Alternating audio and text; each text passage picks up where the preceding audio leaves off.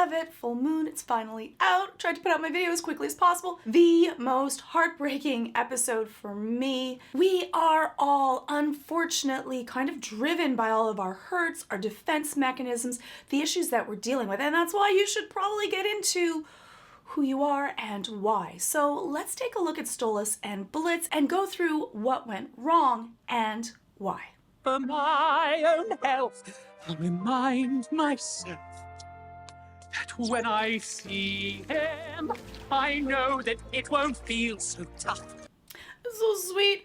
There is something so endearing about Stolas and how he really wears his heart on his sleeve and discusses with him how he's feeling. Our inner dialogue is so important. The way that we speak to ourselves inside of our head and calm down our anxieties or increase them depending on the words that we say. I'll believe him and not the voice that says I'm not enough. And that part of the inner voice and hearing that we're not enough for people in that belief system and him looking at the reflection in the water and how that's so distorted is really true. We often do that. And the problem is that if we keep on saying these negative or cruel or even abusive words to ourselves, we believe that. The image that is distorted becomes the image that we see no matter what, and that colors everything around us and all of the choices that we make because of that. No need for an arrangement. It can just be him and me. I'll set us free.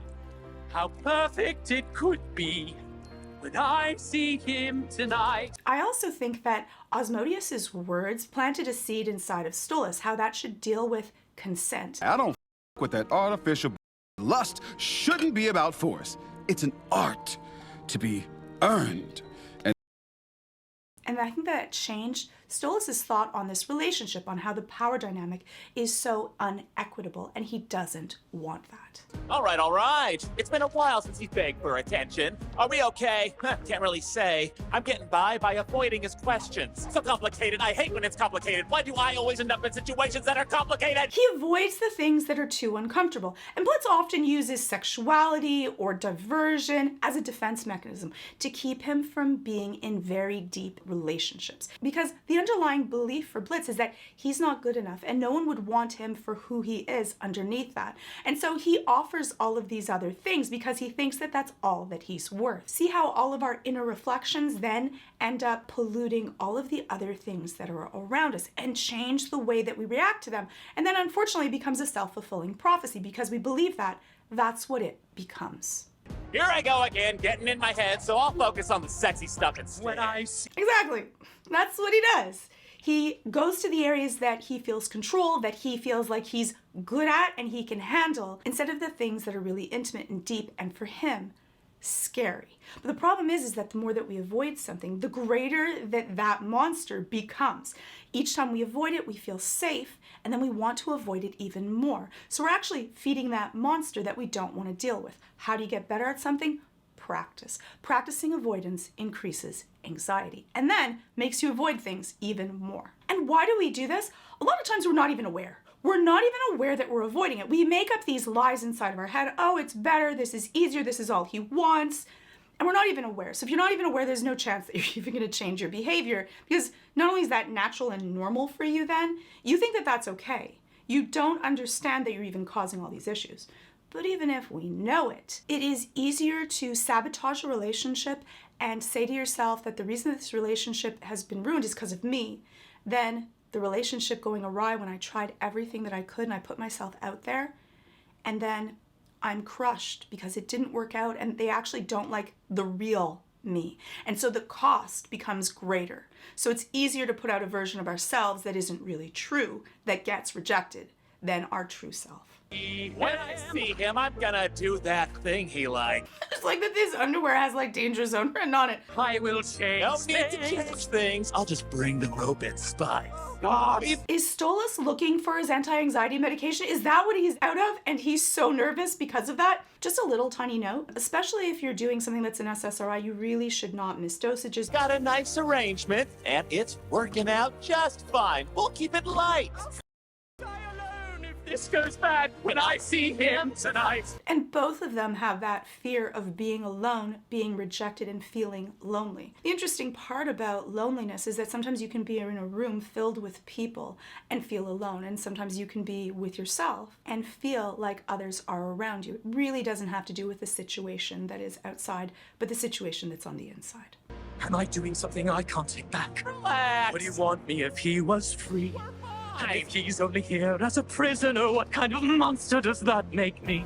He loves him so much that he knows that he could lose him because of this, that there is a possibility that Blitz only cares about him because he needs the book. But because of that inequity and because of his thoughts about that, he has to let him free to see if he actually cares about him for him. And so it's such a beautiful moment to do this, to risk losing someone because you love them so much that you only want it, if it can be a real, true, deep, loving relationship where both parties are equal and both parties want to be there. He deserves the choice to stay or go, though it scares me to think what I'd lose. Can't wait to lose ourselves in nasty sex and make that bird squawk. Really must We'll converse. just stick with what makes sense, like him sucking. And for Blitz, it's better not even to change things because he's more avoidant. It's better to just keep things where they are than take any risks or make any change. For us, change is danger. Change is something that we don't know. And I think that also his avoidance of intimacy, because every time he's been close with someone and truly let them see who he was, he's lost them or something bad has happened. And so that's made him even more avoidant. I'll set us free, whatever it may be, when I see him tonight. I think that the rose is a wonderful metaphor because we're all of the beautiful parts, the parts that smell good, but also all of the thorns. Just my own thoughts on roses. Don't clip the thorns off of them. It's been a few months since I've been inside of his feathered bird started giving me more ways out of our monthly she'd be all like, "Oh, Blitzø, I know it's the full moon tonight, but you don't have to come if you don't want to, Blitzø." So I've just been taking breaks from having to plow his feather into his fancy ass mattress. My thoughts on the reason that Stolas has been avoiding it is because he feels like this is now transactional, and that's not what he wants. He wants more from Blitz, and so he's trying to offer him that he doesn't have to go over unless he wants to, and he's hoping that Blitz will want to and ask to. But unfortunately, it's your job to teach people what you want and how to ask for that. And so Blitz is just like, oh, because it's transactional, he feels like, oh, I don't have to pay the price for the book and I still get to keep the book. And so for him, he doesn't get what is being offered to him because his defense mechanisms are at play. There is no way that he could actually want to hang out with him if it's not about sex. He doesn't even get that. Oh, he's getting bored of you. What? Yeah, man. If someone wants to see you less and less, big red flag. If they give you chances to ditch, they probably want out themselves. Which could be the case. Like, I think that Luna is giving honest advice, but that's from her perspective because that's what she does. Often what we do is we project our own rules and the way that we handle things to others and think that everyone's playing by the same rule book, that whatever we do, it must be what everyone else does. But depending on your personality type and the things that you've grown up with and your own defense mechanisms and your own way of feeling loved, your reactions to certain situations will be different. And Stolas is a complete and utter caregiver. He likes to care for people, and so he's giving these as offerings of actual gifts. Whereas Luna, which we will get into, she is the opposite to that. She is avoidant and also scared of getting intimate and getting close. And I think that that's why Blitz and Luna being a family makes so much sense. Because I do that all the time. Guess I finally got to do position 37 tonight. Don't worry though, this book ain't going nowhere if I have anything to about it. But that plants the seed for Blitz to be able to think that Stolas may not be that interested in him. Right now, it's just about the book. Because I don't think that Blitz has really gone into his own emotions and thought about being cared for. It is so far outside of his realm of possibility that someone, especially someone so powerful as Stolas, could care about him for him. And for Blitz, he also carries a chip on his shoulder about rank and hierarchy and the way that he gets treated by other people, especially people that are high in their social ranks, that there is no way that they could look at him with care, admiration, or even love. Now, we have got these new beads. Oh, that's beautiful, but Stolas never really seemed into the beads. We have the new Dragon Driller 5000. There we go. That's his speed. I will take that. Blitz and Stolas are completely on different levels. For Blitz, he thinks that sex is going to solve everything and that that's all that he's worth. So all his mind is on a certain track. And for Stolas, it's about creating a loving relationship and feeling safe and giving him this offering. But sometimes people are talking to each other and they're speaking completely different languages. It's when you're so stuck in your own fears that you can't even hear what someone else is saying because there's a recording playing inside of your head that's saying something different. And because you're being flooded by that recording, even when someone's telling you something specific, you may not be hearing it. And that's why you want to get out of your head. Pay attention to what someone else is saying and then ask why or what's happening or I don't understand. I think also for Blitz, he's so rigid in his own thoughts and often he's correct. But because of that, he doesn't even think in his own head that maybe I could be wrong. And it's a gift to think it hurts, no one likes it, but it's a gift to think to yourself that maybe I'm wrong. Maybe give them the benefit of the doubt. But for Blitz, it would hurt too much to be wrong about that and to lose someone else that he has no doubt gotten attached to.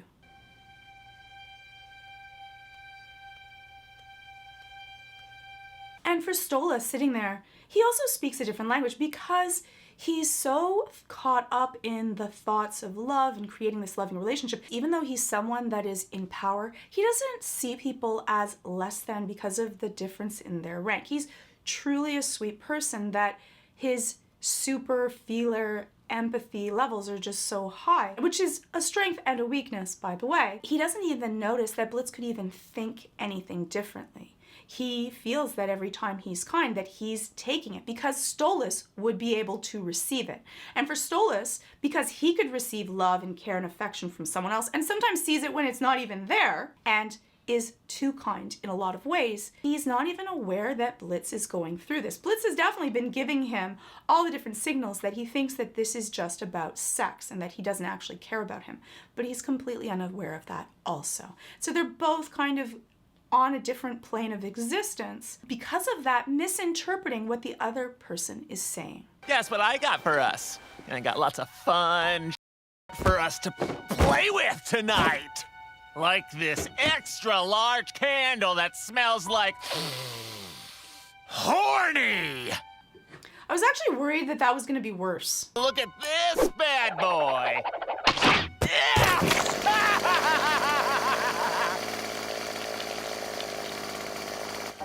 Do you have my book, Blitz? And that tone, that change. He has that loving tone at first, then he kind of changes it to business, which I think is the first signal that Blitz went, oh my goodness, he doesn't seem to be mesmerized as he usually is, because Stolas is usually mesmerized by anything that Blitz does. But for Blitz, it's that little bit of a red flag of, uh-oh, the thing that I feared, it's happening.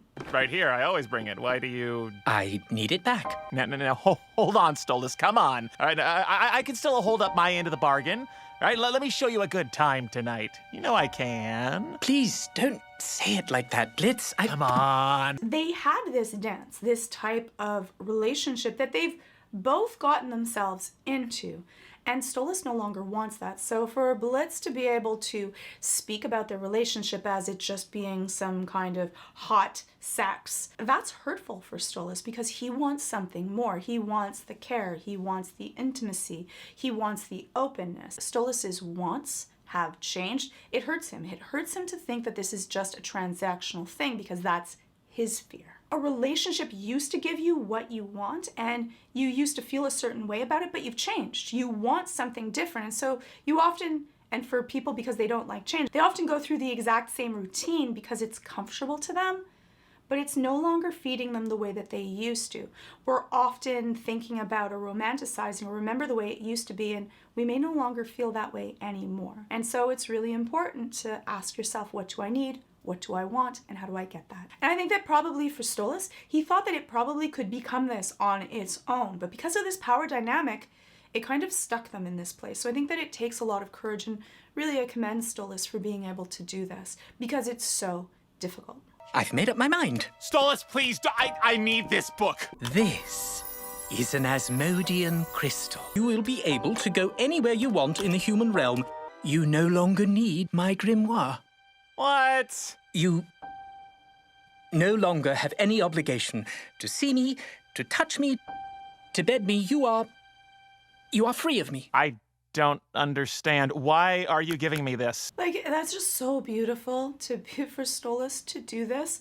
I think that for Blitz, he can't even comprehend that someone would give him something, not only for no cost, but it's a huge cost to Stolas. He loses everything that he cares about, which is pretty much everything about Blitz. I don't think anyone in Blitz's life has made such a gift to him, an offering of love and care. And so a lot of people, even if they're good at giving gifts, have a really hard time receiving them, that they don't feel worthy, or they don't feel like they deserve that, or that there are no gifts that come without some sort of cost that will be asked of them. And so it's really hard to receive it. For some people, it's even hard to receive a compliment. They can give them, but they can't receive them. Am I not, like, you good enough? Because I can always do better. He feels hurt. He feels this rejection. He's giving the only thing that he thinks someone would want of him, which is sex. All of his Instagram posts, he likes them and he comments on them, and no doubt he's very invested in his life, but he can't even take that in. And I don't even think that he's aware of his feelings for Stolas go much deeper than doing this as a transaction for the grimoire. We're so blinded to the stuff that's right in front of us because we don't believe that that could be possible. And that's common for people, that they believe that whatever they've gone through, whatever kind of traumas, if you've gone through sexual trauma, it can mean that you believe that that's the only thing that you have to offer because that's the link to your pain and that's a part of your fear set. I'm giving you this because I care very deeply for you. But this transactional thing we have, it's not right anymore. It hasn't been. All I can see is how wrong it is to be so tethered to someone in such an unfair way and not know how they feel. He never asked also because he was scared of the response. And I think that it probably Blitz wasn't even aware, and I don't think that he would have given him the response that he had hoped for, but I think that this response that is true for Blitz. I think that both of them were so scared of the answer that neither of them asked. And for some people, they don't even know how they feel themselves, that they are so shut out from their own emotions, their own feelings. They're so stuck in just doing what they have to do, or they fill themselves with hobbies or work to avoid knowing how they feel, that they aren't even aware. You don't have to stay here with me, but I want you to. I want you to stay here with me because you want to. Only if you want to. Okay, all right, you're with me. And the reason that he did this, one, is because his defense mechanisms came back up. Here he is in a very deep emotional situation. For a lot of people, it's so hard to be intimate that even seeing someone else go through something that is deep and painful, they may have a anxiety response to it. And so for this, it's a deflection. Sometimes people might laugh or might avoid or might change the conversation because it's too close to home, it's too close to their heart, and they're not comfortable with that. And so for Blitz, like, Stolas pretty much directly put his heart out on a plate for him. And Blitz is so stuck inside of his own recording, the things that he says inside of his head, that this couldn't be true. It has to be a joke. It has to be a role play. It has to be something fake, because there's no way that someone could care about me so much and mean it. This is an interesting role play. Never done this one, but I can get into it. All right, how's this? Oh, Stolas, I'll stay with you. I love you so much. Thank you, Blitz, for awakening me, for making me so happy. For Stolas, like, I get it. When you've put your heart out on a plate and someone else then comes back, which he interprets as being mocked. He thinks he's being made fun of. For Blitz, he isn't. He doesn't understand this at all. He was truly thinking that this must be a sexual role play, that this is what you want, and so he'll play the game because it couldn't be anything else. He didn't mean it to make fun of him. He didn't mean it to mock. But for Stolas, this was his answer. He must not actually want to be there. And I love that Stolas was able to say no and accept it and move on. Stolas is really good with being able to accept a no or a bad reaction from someone and just move on. Because for Stolas, he's so good at sharing and being direct with his emotions that why wouldn't he answer that? He can't even see that this is defense mechanism for Blitz. And so because of that, he moves on. And he's very good at accepting answers he doesn't like. And you can see Blitz's eyes, like he's completely confused with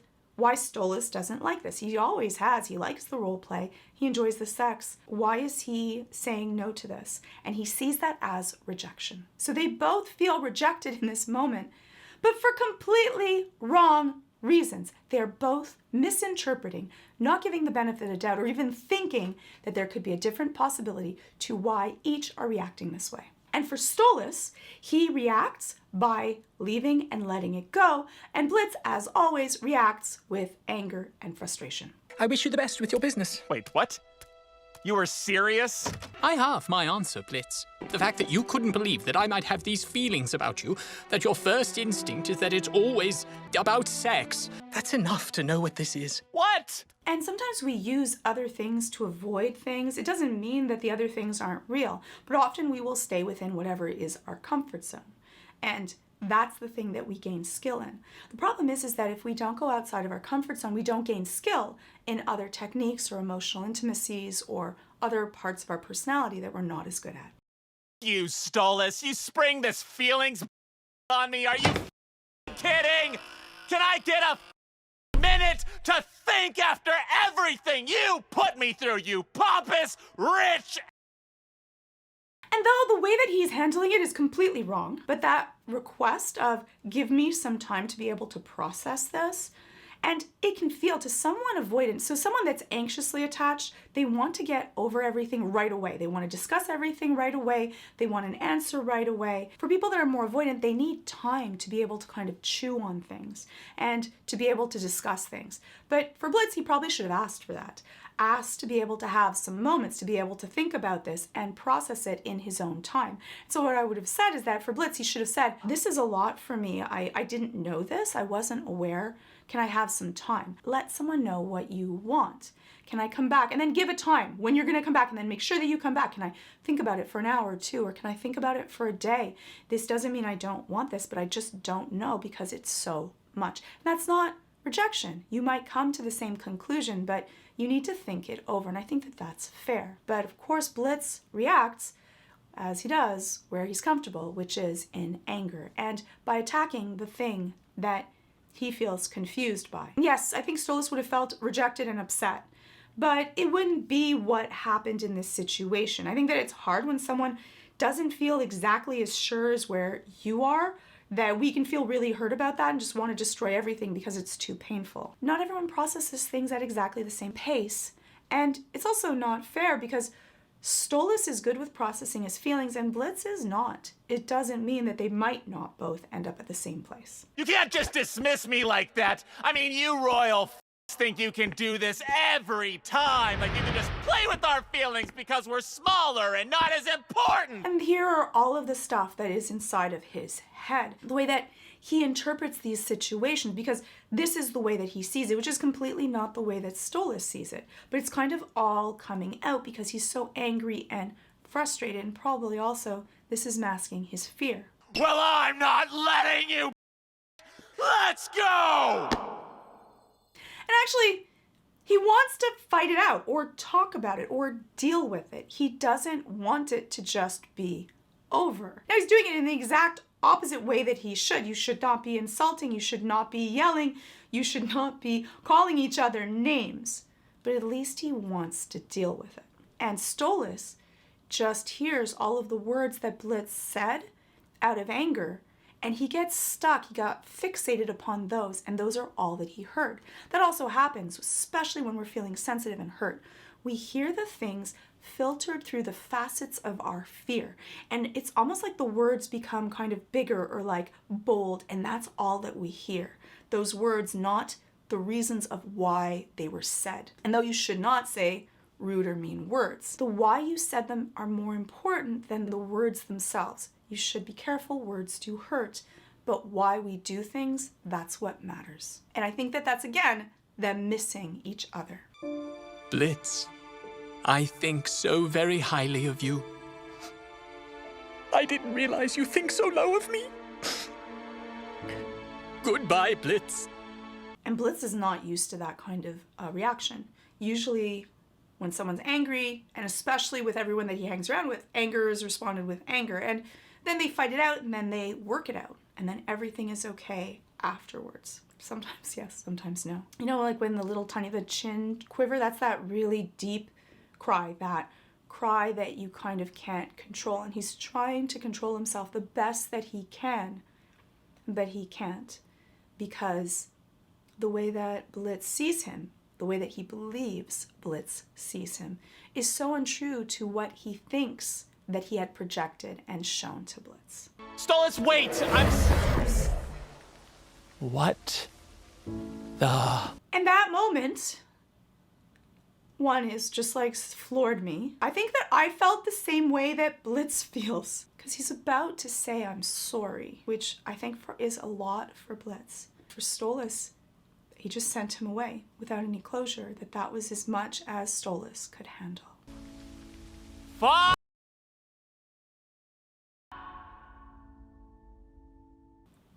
What an episode. So that's a little bit about this devastating episode of Stolas and Blitz and where they are now and the psychology of what I think brought both of them to this point. And also, if you want the uncensored version, you can head on over to Nebula. You can let me know your thoughts of what are going to happen going forward and how you felt about this episode in the comments below. And hopefully I'll see you in the next episode. Oh, and hit subscribe, please. And if you could let people know that I did a video on this, it would be great to get the word out. I appreciate it a lot. Thank you.